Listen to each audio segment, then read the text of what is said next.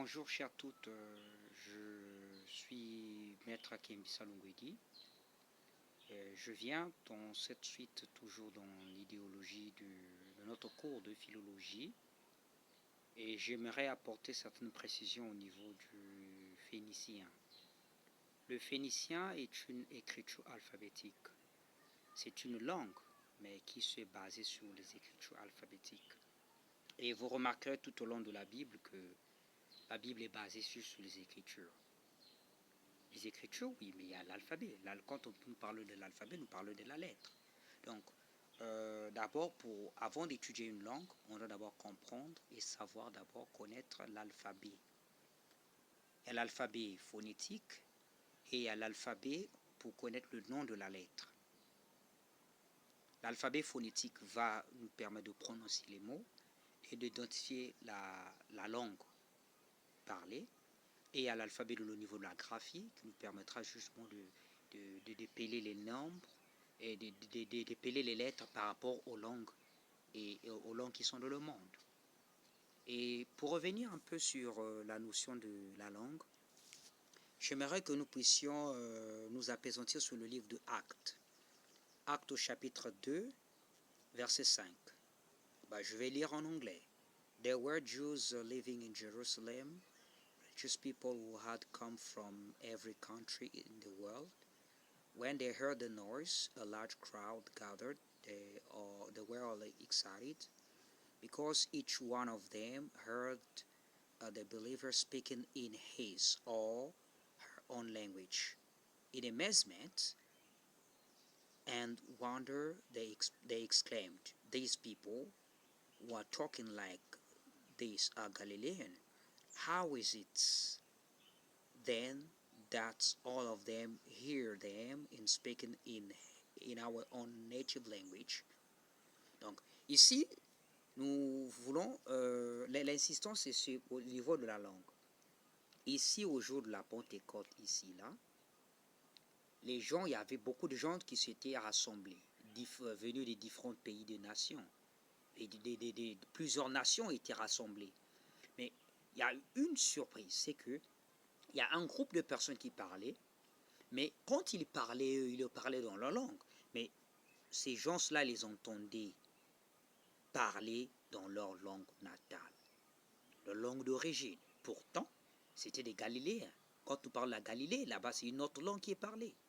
Mais comment cela est-il arrivé que les Galiléens puissent parler et que les gens des autres nations puissent écouter? Par exemple, un Chinois puisse comprendre ce qu'un Galiléen dit. Un Coréen puisse comprendre ce qu'un Galiléen dit, un Vietnamien. Je ne parlerai pas que des langues asiatiques. Il y a aussi des Arabes qui étaient là, qui ont compris. Il y a aussi beaucoup de nations. Toutes les nations qui sont sur la terre étaient rassemblées ce jour-là à la Pentecôte. Mais ils ont compris ces gens qui parlaient. Ils les ont compris dans leur langue d'origine. Donc, l'avantage, c'est que si nous comprenons c'est quoi l'alphabet, je n'aimerais pas rentrer dans les détails pour vous parler un peu. Les pasteurs vous parleront du Saint-Esprit, vous parleront de ceci, de cela. Mais ici, il y a une langue. Il y a la langue de feu. C'est quoi une langue de feu?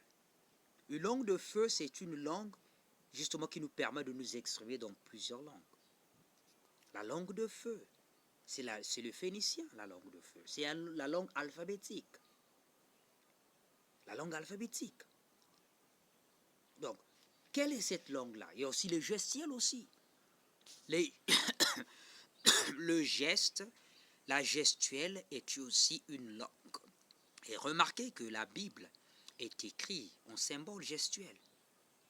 La Bible est écrite en un symbole gestuel. Et pour nous aider à comprendre, plus que nous parlons de l'écriture alphabétique, lorsque nous parlons de l'alphabétisation, nous parlons justement de l'apprentissage. Apprendre une langue, apprendre à écrire, apprendre à compter, à savoir, à s'exprimer à la communication. Donc, j'aimerais que tous et chacun, nous puissions nous revenir sur nos sources et apprendre les écritures alphabétiques. Que nous puissions, chacun de nous, avoir son document par devers, soit la Bible, et au fur et à mesure, au fur et à mesure, au fur et à mesure. Ce n'est que par la Bible que nous pouvons apprendre. Naguère aux États-Unis d'Amérique, les esclaves noirs. Il n'y a pas que des esclaves noirs, il y a aussi des blancs qui apprenaient au travers de la Bible. C'était l'unique document pour l'apprentissage de l'alphabétisation. Quand il s'agit d'apprendre une langue. Il n'y a pas qu'une langue, il n'y a pas que la langue que nous apprenons la science, nous apprenons beaucoup de choses. La Bible est un document officiel pour l'apprentissage de l'écriture alphabétique. Donc je vous invite tous à ce que tous qui vont suivre mes cours, tous qui vont suivre mes orientations, que vous puissiez tous avoir votre Bible, soit-il en français, soit-il en anglais, soit-il en portugais, quelle que soit la langue, que vous puissiez avoir votre Bible au fur et à mesure. Nous allons partir jusqu'à ce que nous allons décomposer les lettres et on pourra utiliser un mot. Et avec ce mot, on pourra décomposer les lettres, la graphie. Et de la graphie, nous aurons la prononciation. Et la prononciation, nous aurons le mot. Et comment on va lire le mot, comment on va constituer le mot, comment on va constituer les phrases, comment on va constituer le texte, ainsi de suite, jusqu'à ce que nous allons arriver, jusqu'à ce que chacun pourra écrire son paragraphe, ayant une idée, un argument, un exemple, comment cela va-t-il se faire. Donc, j'aimerais que nous puissions, je vous invite tous à ce que vous puissiez toutefois être connectés, que vous puissiez suivre mes orientations et au fur et à mesure, pour tout ce qui j'aimerais bien sûr, bien évidemment, entrer en contact avec moi pour plus des détails. N'hésitez pas à me laisser des commentaires. N'hésitez pas à me faire part de vos orientations, de vos interrogations. Et je serai là, je suis là pour vous répondre. Et je suis ravi et je suis content de partager ces moments avec vous. Ce sera des moments profitables pour tout un chacun. Donc je vous remercie. Merci beaucoup.